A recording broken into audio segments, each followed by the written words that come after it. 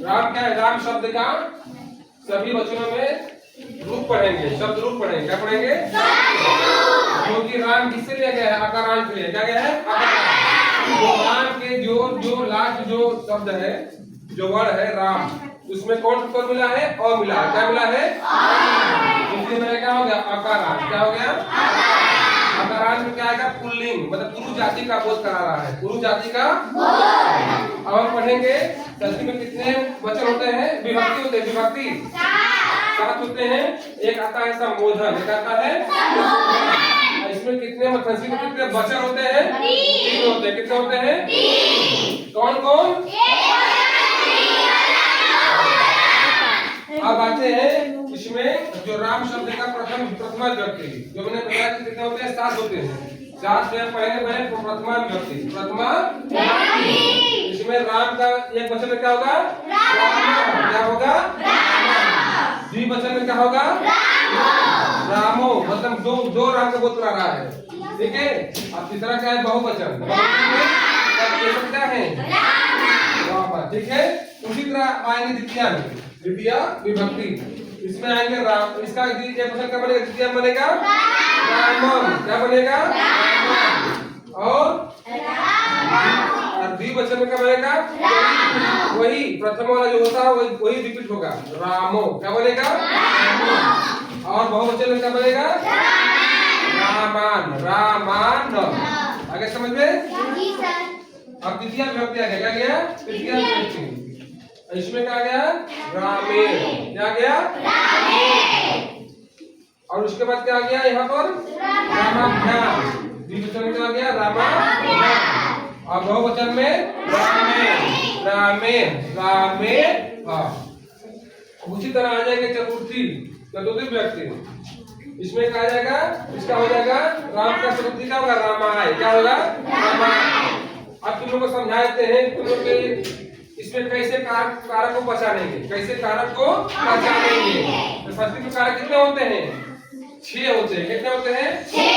हिंदी में कितने होते हैं? 8। हिंदी में कितने होते हैं? 8। और संस्कृत में 6 होते हैं। 2 षष्ठी और सप्तमी को क्या कर दिया गया? इसको मतलब एक में कर दिया गया है। ठीक है। इसका कोई विकल्प लोग बोलता है। यहाँ पे लिखा है प्रथमा विभक्ति में क्या होता है? कर्ता कारक। क्या होता है? अगर प्रथमा विभक्ति अगर तुम लोग को रूप चलना है तो इसका मतलब जरूर कर्ता कारक। कर्ता कारक। कर्ता ने। कर्ता ने। उसी तरह आ जाएंगे यहाँ पर द्वितीय में कर्म को।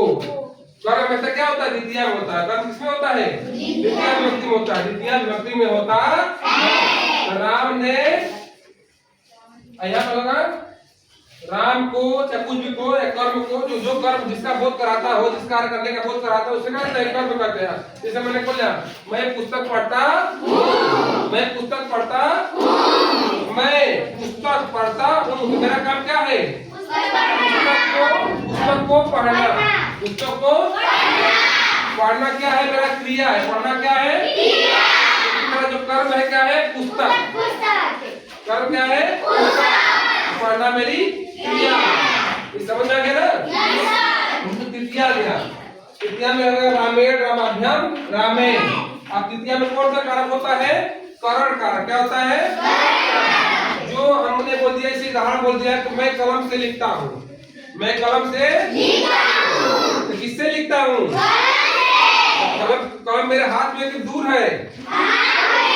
वो चीज पास में साथ हो उसमें कौन सा कारक होता है? करण कारक होता है। करण कारक होता है।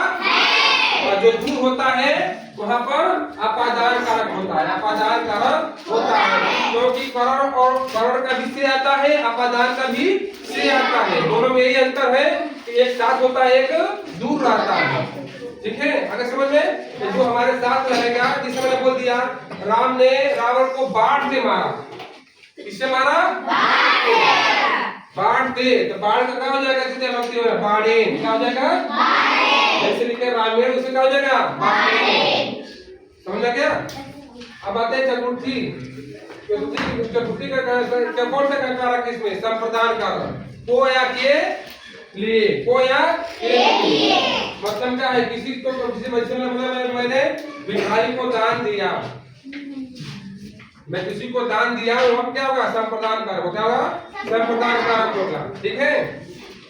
यहाँ दूसरे है रामाय। चतुर्थी में क्या होगा? रामाय आय। ठीक है, रामाय। चतुर्थी ध्यान रखना, चतुर्थी में रामाय, रामाभ्याम, रामेभ्य, रामेभ्य। रामेभ्य में चतुर्थी और पंचमी दोनों एक समान होता है बहुवचन में। इसमें देखो रामेभ्य लिखा है और इसमें भी रामेभ्य लिखा है। दोनों क्या है? दोनों सेम होता है। पंचमी में और षष्ठी में नहीं, चतुर्थी में और पंचमी में, चतुर्थी में और पंचमी में बहुवचन क्या होता है? सेम होता है। उसी तरह द्विवचन भी क्या होता है? द्विवचन में तृतीया, चतुर्थी और पंचमी तीनों क्या होता है? सेम होता है, तीनों सेम होता है। उसी तरह आएंगे हम क्या? पंचमी आएंगे। क्या है पंचमी? पंचमी क्या है? अपादान का। क्या है? अपादान का। ये किसी को अलगाव के लिए, जुदाई के लिए, दूर जाने के लिए, दूर जाने के लिए क्या होता है? जैसे मैंने बोल दिया मैं घर से विद्यालय जाता हूँ, मैं घर से विद्यालय, घर से, तो मैंने घर से अलग हो रहा हूँ, मैं जाता हूँ विद्यालय। इसमें कौन सा कारक होगा? अपादान। मैं बोल देता हूँ कि मैं घर में, मैं घर से गाड़ी पर बैठा हूँ, मैं घर से गाड़ी पर बैठा हूँ। घर से क्या नहीं, करण कारक हो जाएगा क्योंकि घर में ही हूँ, घर पर ही मैं क्या हूँ? गाड़ी पर बैठा हूँ। अब आ जाएंगे पंचमी। हो गया। इसमें पंचमी क्या है? अलगाव के लिए। किसके लिए? अलगाव के लिए। इसमें कौन सा कारक है? अपादान कारक है। कौन सा कारक है? इसका प्रथम पुरुष का एक वचन क्या बनेगा? इसका राम का रामा। क्या बनेगा? द्विवचन क्या बनेगा? रामाभ्याम, रामाभ्याम। और बहुवचन क्या बनेगा? रामेभ्य।